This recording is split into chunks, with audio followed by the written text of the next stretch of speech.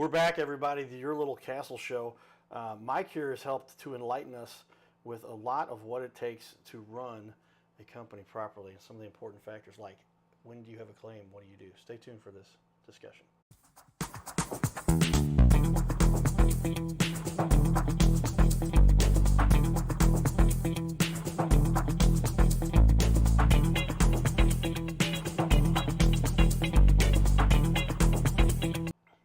Welcome back to the Your Little Castle Show. We've had a lot of experts here, but Mike wanted to make a specific point, and I can tell you this is the case. How often is it in St. Louis, in the Midwest, there are storms that come through here that are pretty traumatic? Lately, we've been, the last 2 years, we've really been hammered. In fact, the St. Louis market is the hottest roofing market in the entire United States right now. Really? Yes. Wow. Okay. And so the question I have for Mike is, when dealing with this, because I've had this happen most recently, my girlfriend has an Airbnb, and we had to have a roof inspected because we'd already seen some water coming in, and we're worried what to do here. But we didn't. Tell me, what's the best process? I didn't mess around. I went right to a friend of mine who owns a roofing company and said, "Can you be there while the inspection is being done?" Is that the best strategy? That is the only way to do it. And not so much to fight with an adjuster to get things that you don't really deserve. If somebody wants me to advocate for them, I would want to be there to talk to the adjuster so that we all are on the same page and know what the scope of work is. I've had customers who've called adjusters and then called me after the fact. And after I looked at the home, I found things the adjuster missed. I had questions. Okay, there's 9 window screens that need to be redone. Which ones are there? The customer doesn't even know. He can't tell one screen from another because some of them will get paid for if they've just been slightly raked. And there's just all kinds of different situations that arise that are problematic. So it's really best to have a contractor you trust with the adjuster when the adjuster comes out. Yeah, I can only imagine you do not want to be dealing with it. There'll be a lot of questions for things. Well, and if you say the wrong thing, they might go, "Oh, well, that was from previous damage," or that was, "Oh," and you don't know for certain what all in the timeline it happened. But if you say the wrong thing, make sure you've got, it's like going to court without a lawyer. Right. You want to represent this by yourself, right? Not necessarily a good idea. You want to have an expert there who has years of experience. You're bringing 30 years to the table. Yeah, and it's funny now. I'll look at a roof, or my son will look at a roof, and we say to ourselves, it's marginal. It's iffy if it'll be bought or not. A lot of people don't want to make a claim because they think their rates are going to go up. I got news for you. I did not have a claim. My insurance jumped from $2,500 to $4,600. Right. My deductible jumped from $1,000 to $3,500. If there's an outside chance of a claim, file the doggone claim. Your insurance is going to go up no matter what you do. Yeah, other people are going to end up with new roofs. They filed a claim. Insurance rates are going to go up, but not just for them. They're going to go for, they say, this whole block, this whole neighborhood, this whole region is going to have. This whole region. I had one adjuster tell me, somebody's got to pay for the fires in California, the hurricanes down in Florida, the floods here, the this, the that. Somebody's got to pay for it. Yeah, they're raising rates somewhere to. And I'll give you another piece of advice.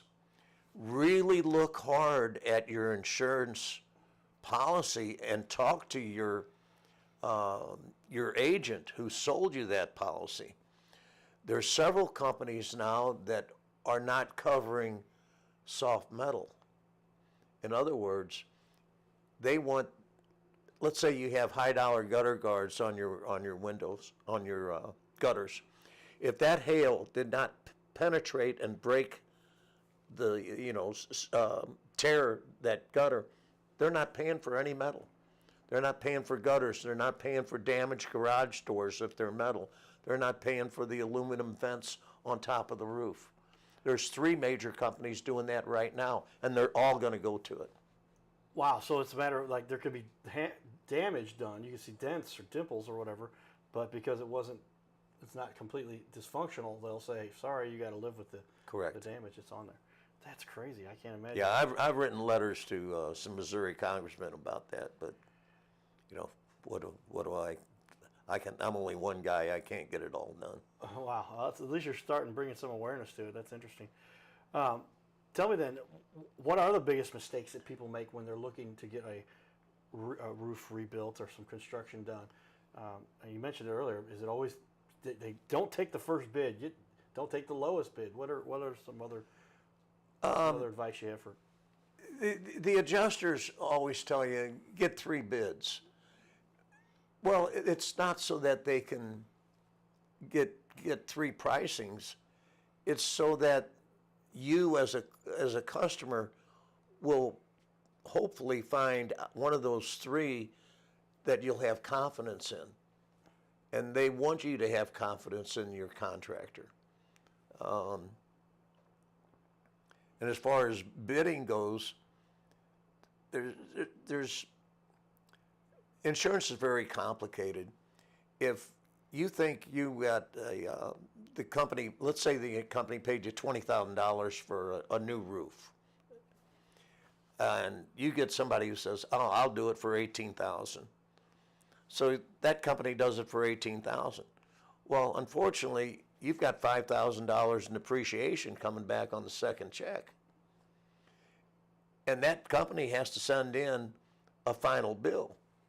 And if that final bill says $20,000, not 18, that's insurance fraud. And I got news for you. I'm not doing that. I got a great fear of federal penitentiaries. It's not a place that's fun to hang out at. And what they'll do if they send in that $18,000, that $2,000 difference is going to be taken out of your depreciation check, the second check. Yeah, I say that you're not going to get money that you deserved anyway. Correct. Not smart. Okay. There's a lot that can go wrong, and something that you should definitely get an expert for, but that's why we have experts here, and you can see Mike knows what he's doing. So follow up with Mike. You're a professional roofer. Our name says it all. YourProfessionalRoofer.com. All right. You said you also do, obviously residential is core for what you do, but you do a lot of commercial as well. You have a breakdown of what percentage you have of each of those? We're, because of all the hail damage, we're probably running 80-20 in favor of residential. As far as actual dollars go, though, dollar volume, we're probably 60-40. Okay. Still in favor, a little bit in favor of residential. But yeah, those are much bigger jobs very often that on commercial. Yeah, you get a $150,000 commercial job. We just signed a $185,000 tuck pointing contract. So. And tuck pointing, for a lot of people who don't know, that's where you're filling in the gaps between the bricks. That's where you fill in the gaps. That's right. And I've had some experience with that. We have a big Victorian house in the middle of Missouri where they had the bricks were starting to look like there was pieces missing, but there's like the mortar is falling out, and that's where you're filling those gaps. Is that correct? Right. Very important. Okay. Well, tell me, I can imagine as many years as you've been doing this, Mike, there's been a few people that have been, you've had to go out of your way to help. Can you give me an example or two of people that have literally, like, they were stuck and they got left out by another contractor, but you had to step in and help out? Well, I believe in giving back.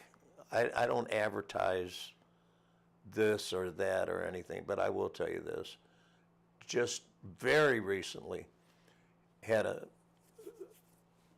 veteran with palsy and severe depression. His wife was a great lady. They're in their mid-80s, living in a mobile home. They called me and said, "We're in trouble here. We need a new roof badly. Insurance has been out." I went down and visited and sat down with them.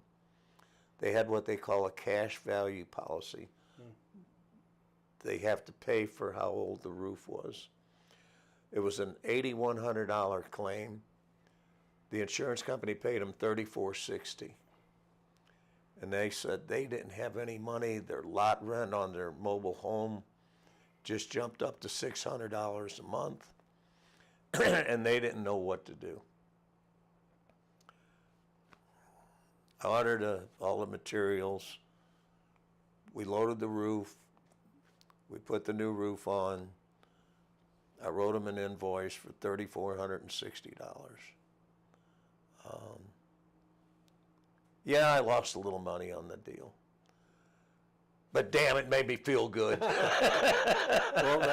Well said. Because, yeah, I mean, ultimately, it's how do you feel about what you do at the end of the day and going out of your way to help somebody. And that's a great illustration there because ultimately, I mean, that may come back to help you because there's a lot of people, the word will spread. Word of mouth, marketing, they say, is sometimes the most effective. But when people hear those kinds of stories and can understand that you do have a heart to help somebody that was in a tough situation, probably didn't put that on a billboard, probably didn't go add that to any of your disclaimers for what the work you've done, but it's something that showed up because you took the time to do so and you felt somebody was kind of stuck and just took care of them. They're going to tell some other people about that, I would hope. I would hope. I would think. That's kind of a no-brainer. Well, that to me is what really makes the world go round. And it saves people from how stressful their situation probably was because they knew they had damage, but you know when you got an $8,100 claim and they're going to pay $3,400, there's a $4,600, $4,700 gap there that somebody's got to make up for. Yeah. And you could tell they were in a situation where they could not necessarily handle that on their own. Right. And then what was it inside of you that helped make that decision for you? Was it just kind of a no-brainer, or this is something? It was just, I've just done this over the years. I run into people who are between a rock and a hard spot. And let's face it, I've been between a rock and a hard spot. I remember the time when me and my wife, before we had kids, and we were struggling, and, we lived on those little noodle packages, whatever the hell you call The famous ramen noodles, everybody. Yeah. That's right. Wow. I'm going back a long way. No, ramen noodles have been around for a while. And I've had a lot of people help me in my life. So I think it's just a matter of paying back the people that's helped me all my life.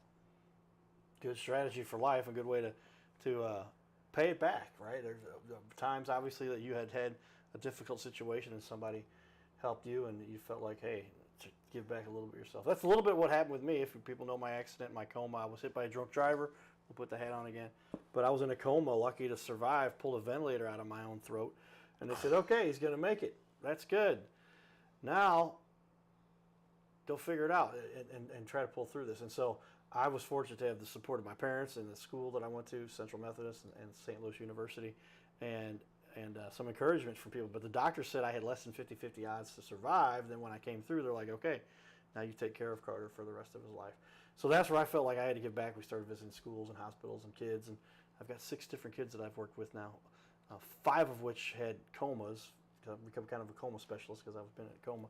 1 who had cancer, and all of them we got back when the doctors had given up. But a lot of the psychological, and I felt like, oh, wow, this is going to be great. Now I get to really help other people. But what was great about that is what I felt, the positive, I felt good about myself, helped create that positive, that right mindset where I felt like now I'm giving back to the community and I get to make a little bit of a difference.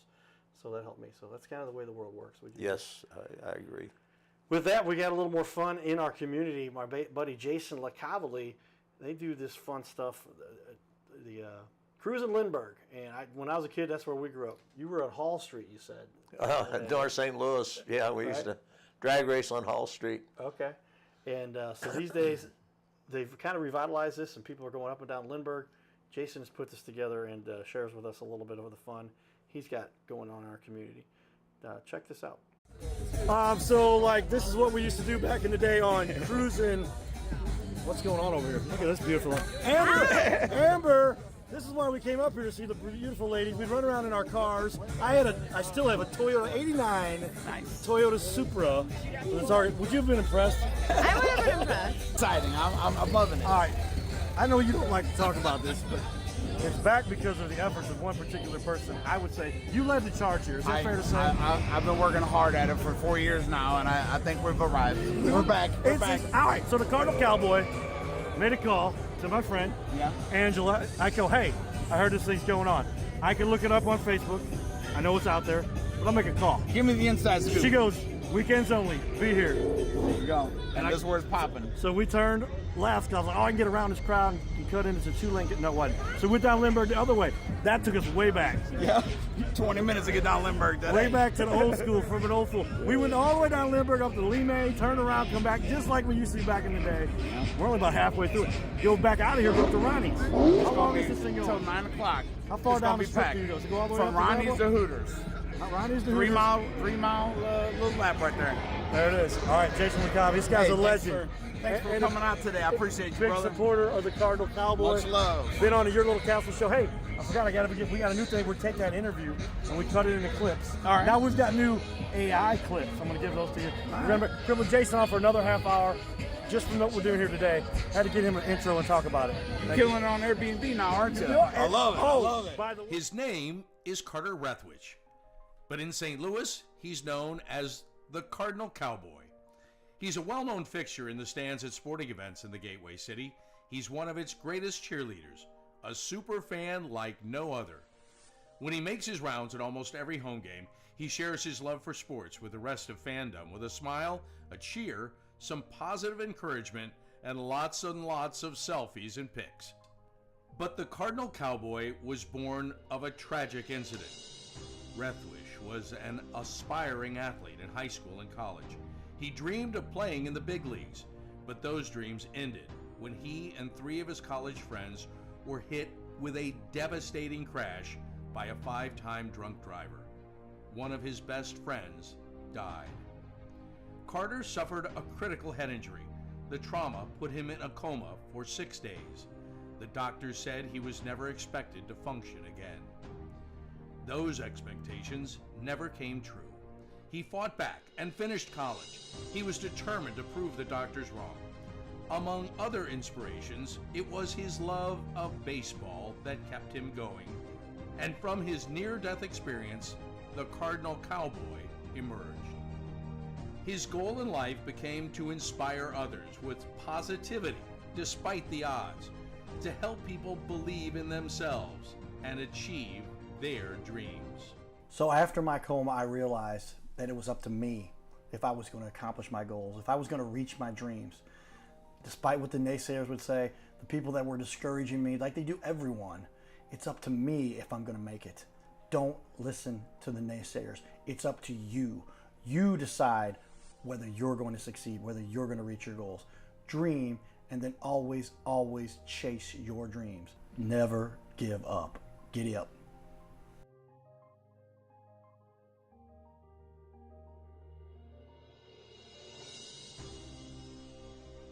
Hey everybody, Cardinal Cowboy here. I want to invite all of you to be part of my new team. No, you don't have to put on a baseball uniform and be a super fan. Now, it would be a good idea to cheer for the Cardinals, the greatest team in the history of the National League. But I'm talking about the Gold Cowboy team. You know, I love to help people follow their dreams and reach their goals in business and in life. So that's one of the reasons why I'm telling you about my friends at My Metal Pro. They help people like you and I acquire gold and silver with a membership that lets you safely buy, sell, and store gold and silver. They make it real easy to get started. My Metal Pro isn't like the big guys you see on network TV or the big coin shops that take a huge commission. So become part of my Gold Cowboy team. Scan the QR code or go to goldcowboy.com and check it out. Giddy up! So if you're following the media and the world these days, media has kind of changed the way things are done. So if you'd like to learn about that, pick up this book, Magnetized Media. Yours truly, Cardinal Cowboy, wrote the foreword. It ended up being effectively about the first chapter of the book, where you get to learn about what it is that I do to help businesses, and something we've proven, and businesses now doing great. Get on TV, put this stuff on your social media. You've got websites. It's just changed the way the world is done, and how you bring in business. Tell me, how has technology affected your business, Mike, and the way you guys run? You've been doing this for a while now. 30 years, you've seen some changes. Yeah, I've seen some changes, and you know, they tell you that you can't teach an old dog new tricks. Well, I got news for you. This old dog can learn new tricks. Okay. And I have. We've kept up with technology. We got the latest computers, and we're in social media. And I remember the days when you had to get a map book to figure out on where you're going to go. Yeah. And in today's world, you just, I want to go to 19 Creekwood Drive. Click, you're on your Take way. The old street guide, yeah, you had to pull that out and okay, we'll turn right. So, technology has saved us a lot of time, which in turn helps our clients. Time is money. So if you can save time doing anything, as long as you're not denigrating the job, then that's a good thing. Yeah, technology has just changed the way, like now you do, is it called Eagle View? You can see the roof and you can get measurements without having to actually get on top. Right. And we're using drones. Drones just helped me convince an insurance company that a very large house needed a new roof. And quite frankly, it was too tall and too steep for me to get up there and take pictures. So the drone really came in handy. yeah, those drones, man, they can get just about anywhere and they get real close too. You can fly them up. Yeah. I've done some work. I've got a little drone. Then they kind of change. You got to get licensed and essentially almost become the equivalent of a pilot these days. Flew my first airplane pilot flight recently. I might show you a little bit about that, but that's a lot of work and understanding the way those work. But technology like that has really helped make your business a lot easier, help serve. Most definitely. Very cool. Well, tell me then. I can only imagine what is the process that somebody goes through.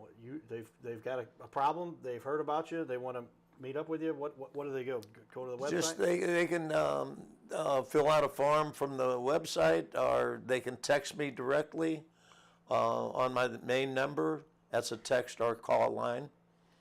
My phone is on 24/7. If we have to make an evening appointment, I've got appointments at 6 and 7 o'clock tomorrow afternoon, evening, to make it convenient for the client. If I have to do a Saturday or even a Sunday appointment, I'll do it.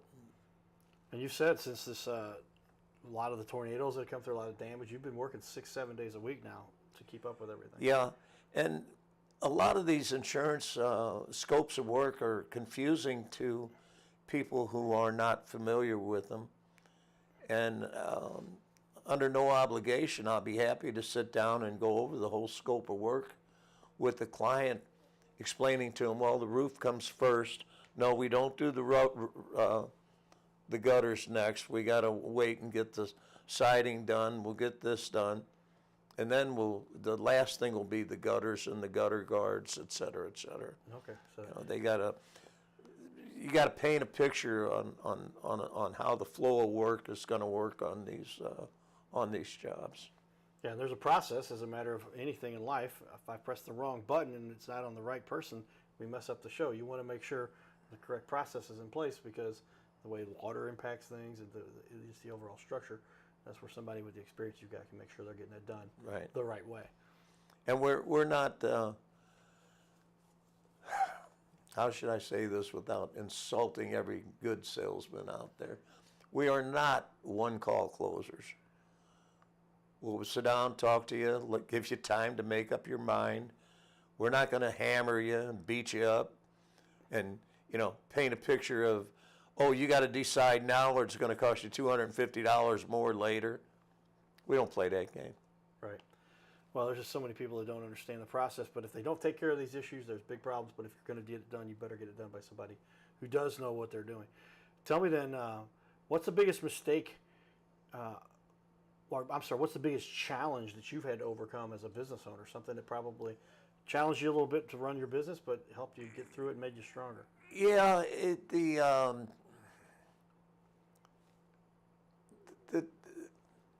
the challenges have always been getting your name out there and maintaining a good reputation.